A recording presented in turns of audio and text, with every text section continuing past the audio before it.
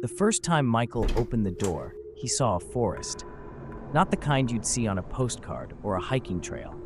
This one was silent, oppressive, with trees that seemed to lean toward him like they were listening. He slammed the door shut and staggered back, his heart pounding. It wasn't possible. He lived in a cramped apartment in the middle of the city. There was no room for a forest. The door shouldn't exist.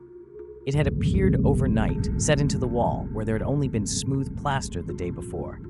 No hinges on the outside, no markings, nothing to explain how it had gotten there. But it felt real, too real. Michael paced, trying to convince himself it was a prank or some kind of elaborate dream. Curiosity won out. He reached for the doorknob again, his hand trembling. The door opened to a new scene, an abandoned hospital corridor, its fluorescent lights flickering and buzzing faintly. The air reeked of antiseptic and something metallic. He slammed it shut again. This time, he locked it, as if that would help. But the door was patient. It waited, and Michael's life began to unravel. He started seeing fragments of those impossible places everywhere. A glimpse of the hospital corridor in his bathroom mirror. The oppressive forest reflected in the black screen of his TV. Whispers drifted through his apartment at night, voices that didn't belong to anyone he knew. Sleep was a memory, replaced by restless hours of staring at the door, waiting for it to move, to explain itself.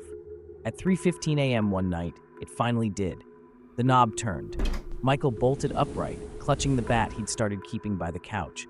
The door creaked open just a fraction, spilling dim light into the room. A shadow shifted behind it, waiting. "Who's there?" he shouted, his voice shaking. No answer. The light faded and the door clicked shut again. Michael didn't sleep for 3 days.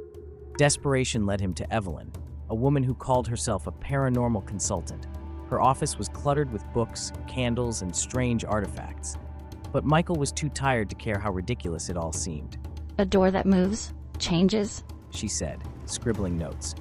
It's not random. It's showing you something. "Showing me what?" Michael demanded. Evelyn looked up, her eyes sharp. Yourself. The next time the door appeared, Michael didn't hesitate. He opened it and stepped through. This time, it led to his childhood home. The peeling wallpaper, the sagging couch, the faint smell of his mother's perfume. It was all there, untouched by time. A boy sat on the floor, playing with a battered teddy bear. Michael's breath caught. It was him. 4 years old, wide-eyed and scared. The boy looked up and whispered, "Why did you leave me?" Michael staggered back as memories crashed over him. The shouting, the slammed doors, the night he'd run away and never looked back. Tears blurred his vision as he knelt in front of the boy. "I'm sorry," Michael said.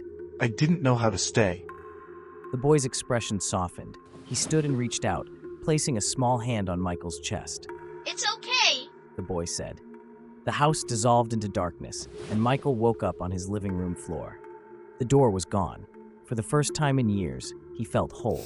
The shadows in his life had receded, leaving only peace.